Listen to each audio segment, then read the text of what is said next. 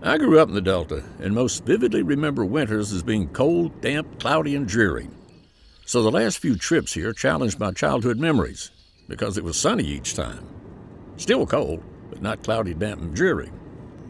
The featurelessness and flatness of the Delta can lull you into a hypnotic trance so deeply that the few stabs of color here and there, unnoticeable in other places, become landmarks in your mind in the Delta.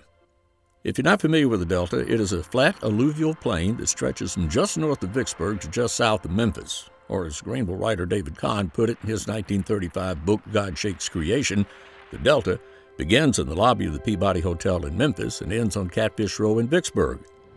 And the cultural bounds of the Delta pretty much did, I suppose. Kahn was a nonfiction writer and pondered the landscape of the Delta only in terms of how it affected the complicated cultural strata over which it was poured. But here lately, I've been thinking about who lived here and how they lived with each other, so much as I was just looking at where they lived on a cold winter day with a lot of sunshine. You'd think the Delta would have obtained a reputation as big sky country. And although the horizon is always way out in front of you and low in any direction, the sky doesn't seem to have the same immensity here as it does in, say, Montana. And in the Rockies, you have huge mountains on the horizon, so when the constellation Orion, for instance, rises, it looks as big as a mountain there. But here, it's always punier than the flat horizon, so the land always seems more immense than the sky in the Delta. It's all perspective.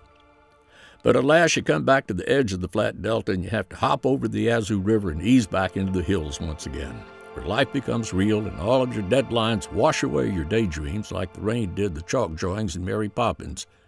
Daydreams, the driving through the Delta put in your mind.